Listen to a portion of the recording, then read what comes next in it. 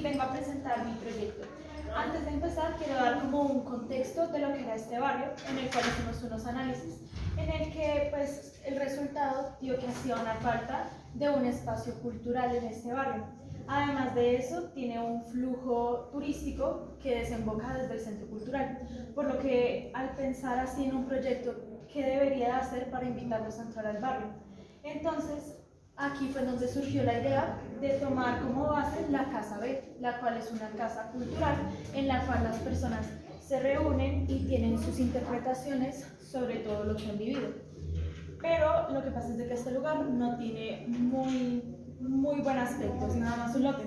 Por lo que entonces se empezó aquí a diseñar.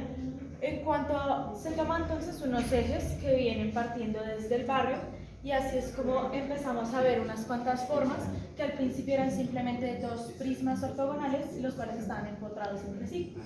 Así entonces fuimos haciendo más un análisis ya del lote, el cual iba haciendo las alturas que tenía, hacia dónde llega su asoleación, qué parte viene siendo más fría y cómo podemos aprovechar esto.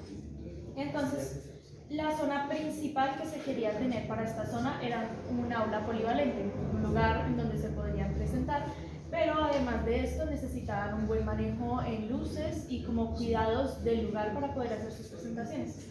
Por lo que al ver entonces la topografía del lote, pudimos darnos cuenta de que entonces podíamos hacer un sótano o un escalonamiento en la composición, dando entonces así el espacio más importante de la composición metido entre la tierra para así entonces controlar la entrada de luz. Pero entonces ahora teníamos otro problema. ¿Qué pasa con el lado más frío de la composición? Aquí necesitábamos poner entonces algo un poco más vivo, algo que hiciera que la gente tuviera que pasar por ahí. Entonces se propuso un café y para evitar el frío se propuso entonces que tuviera una abertura o como una rotación el prisma para que entonces cuando cruce la soleación, como lo podemos ver en los esquemas de acá abajo también, cuando cruce la soleación da directamente a esta piel, la cual está propuesta como un vidrio, pero además de eso está persianado en los lugares de permanencia para evitar entonces el calor. También podemos ver entonces, hablando ya de apersianados, podemos ver entonces unos movimientos que vienen desde las cubiertas, las cuales fueron propuestas como un tipo de conexión en cuanto al otro proyecto que está al lado, pero además de eso, para darles un sentido, se da entonces algo parecido como la ampliación del Museo Joan Neum de Grasse, el cual es como una guía por medio de la luz y tragaluces. Entonces se proponen estas apercenados para la parte que son las escaleras y la entrada del segundo piso. ¿Tenemos tiempo? Me gustaría entonces mostrarles un poco en cuanto a planos.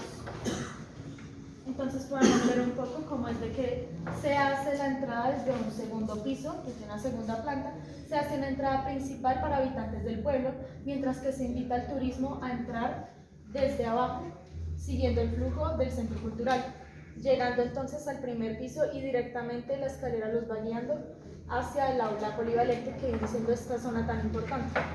Aquí en corte podemos ver cómo vendría siendo la relación del aula, cómo vendrían siendo unas oficinas que hay en el segundo piso.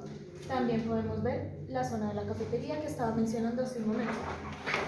Aquí hay otros cortes en donde podemos ver un poco mejor, como aquí se puede ver bien la relación entre lo que viene siendo el espacio de oficinas y cómo este se abre a una doble altura.